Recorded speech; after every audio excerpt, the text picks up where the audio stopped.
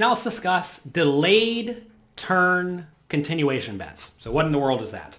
That is when the pre-flop raiser checks the flop. So someone raises, someone calls, flop goes check, check, and then the out-of-position player checks to the initial pre-flop raiser who checked behind on the flop, and now they bet the turn. So this is a spot where the pre-flop raiser is betting the turn without anybody else putting any additional money in the pot besides before the flop. And this can be irrespective of position. So even if like you raise under the gun and the button calls, if it goes check, check on the flop, if you bet the turn, that is classified as a delayed continuation bet. So we could be discussing multiple scenarios here at once, which means, sometimes it gets a bit murky. Sometimes you're going to be in position, sometimes you're out.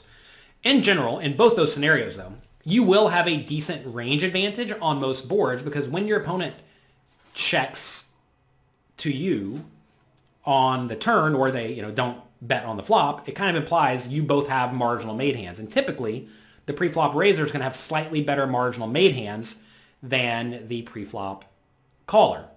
However, the extent of that range advantage will vary a lot based on the board and the turn card, kind of like whenever we were discussing turn probes, right? So you're going to want to consider the two main factors again.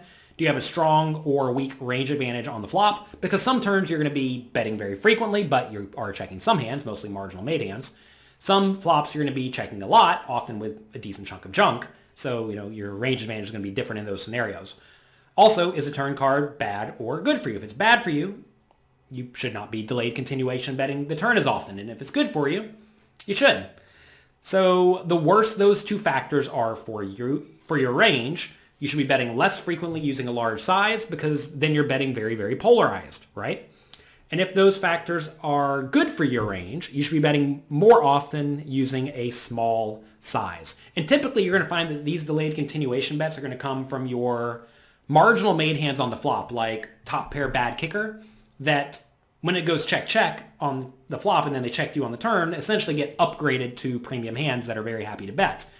And also you're going to have various junk on the flop that improves to some sort of a draw, like a gut shot or a backdoor flush draw or something like that. So that's what we're going to be looking to use as bets to delayed continuation bets.